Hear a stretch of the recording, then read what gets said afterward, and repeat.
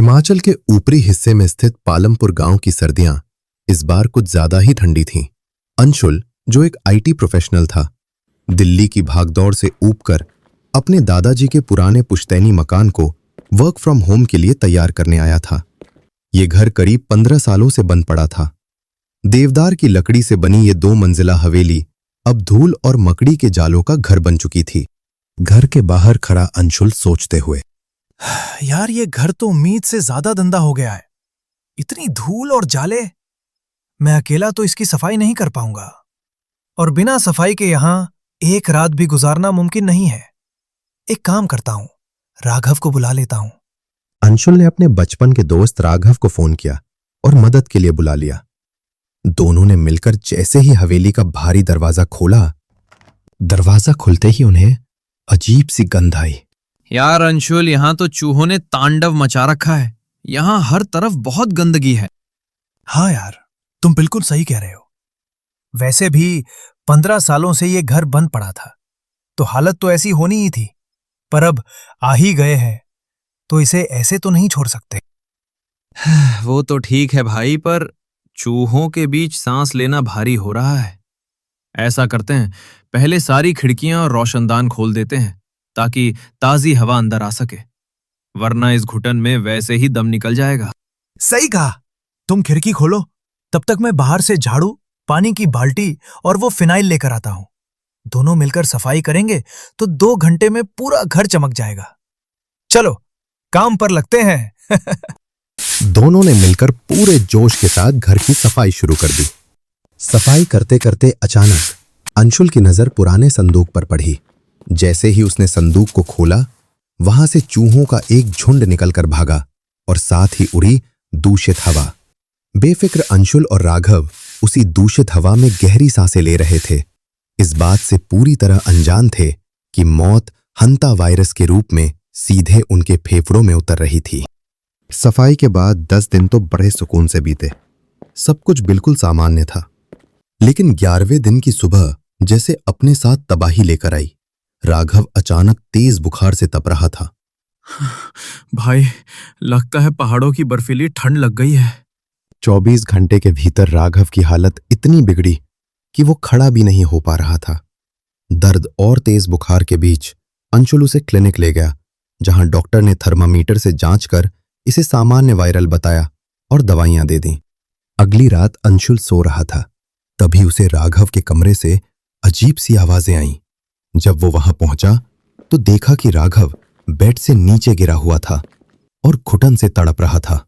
वो बार बार अपनी छाती को खुरच रहा था, जैसे उसके अंदर कोई चीज उसे काट रही हो। राघव, अचानक तुम्हें क्या हो गया? कल तक तो तुम्हें सिर्फ बुखार था, अचानक ये क्या हो गया? राघव, प्लीज मुझे सच सच बताओ। अंशुल, सांस नहीं आ रही, दम घुट रहा है मेरा।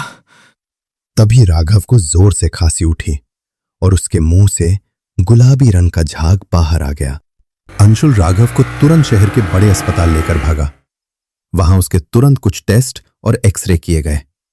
रिपोर्ट्स देखते ही सीनियर वायरोलॉजिस्ट डॉक्टर अदिति के पैरों तले जमीन खिसक गई। राघव के फेफड़े पूरी तरह पानी से भर चुके थे।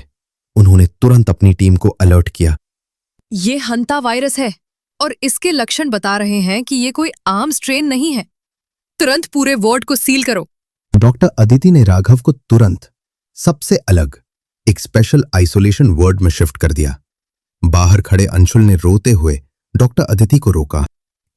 डॉक्टर साहिबा, प्लीज मुझे सच बताइए, मेरे दोस्त को आखिर हुआ क्या है? वो ठीक तो हो जाएगा ना? अंशुल, ये हंता वायरस है। ये चूहों के मलमूत्र और उनकी छोड़ी हुई दूषित हवा से फैलता है। इंसानी शरीर के अंदर जाते ही ये फेफड़ों पर सीधा हमला करता है, जिससे फेफड़ों में पानी भर जाता है और मरीज तड़प कर दम तोड़ देता है। हमें बहुत संभल कर रहना होगा।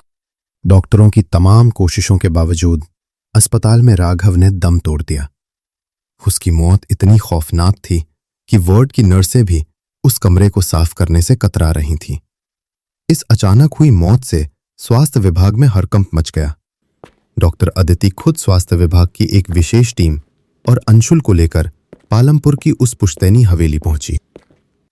स्टोर रूम की बारीकी से जांच करते हुए अचानक उनकी नजर उस पुराने संदूक के नीचे छिपे एक गुप्त तहखाने पर पड़ी। डॉक्टर अदिति पीपीई किट पहनकर सावधानी से उस अंधेरे तहखाने में उतरी। वहां चारों तरफ अजीब से चूहों के कंकाल बिखरे पड़े थे, जिनका आकार सामान्य चूहों से कहीं बड़ा और डरावना था। तभी डॉक्टर अदिति की टॉर्च की रोशनी दीवार पर पड़ी, जहां लिखा था प्रोजेक्ट वायु 1974।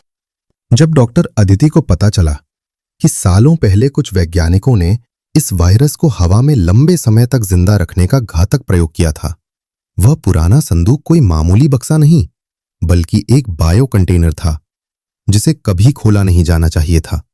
डॉक्टर अदिति तुरंत बाहर आईं। यहाँ एक पल भी रुकना मौत को दावत देना है। ये वायरस मॉडिफाइड है। अंशुल, तुरंत मेरे साथ चलो, तुम्हें भी ऑब्जर्वेशन में रहना होगा। कुछ ही दिनों में गांव के कई और लोग भी अजीब बुखार की शिकायत करने लगे। अंशुल अभी भी अस्पताल के आइसोलेशन वार्ड में भर्ती था, लेकिन उसमें अब तक कोई लक्षण नहीं दिखे थे। तभी एक रात अचानक पूरे अस्पताल की बिजली गुल हो गई। अंशुल अंधेरे में अपने बेड पर लेटा हुआ था। तभी उसे अपने कमरे के वेंटिलेशन पाइप से वही जानी पहचानी खुरखुर की आवाज सुनाई दी। उसने कांपते हाथों से मोबाइल की टॉर्च जलाई।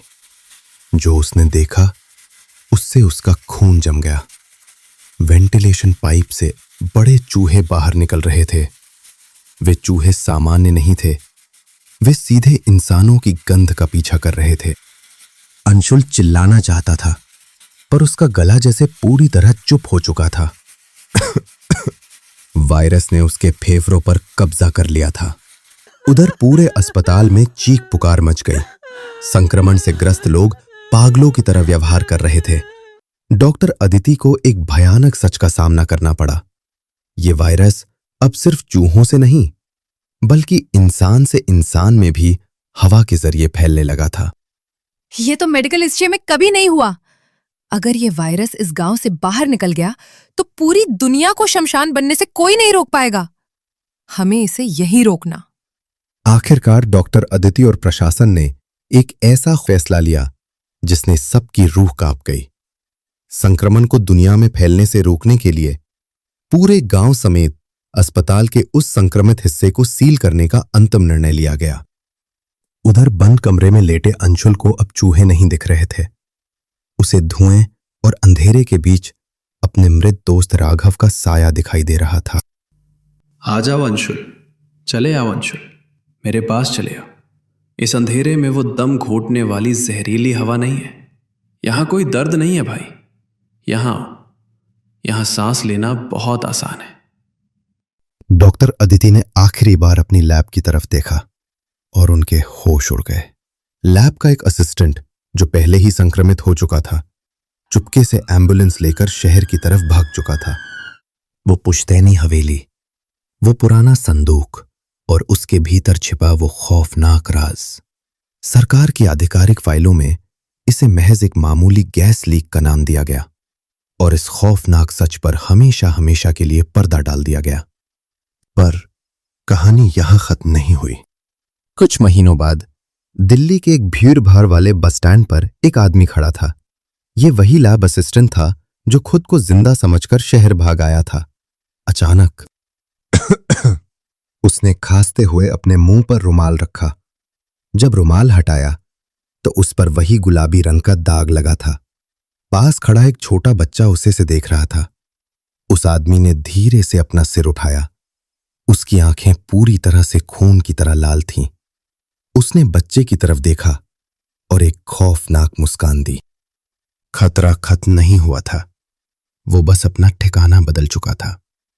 जिसे दुनिया अंत समझ रही थी, वो तो बस एक खौफनाक शुरुआत थी।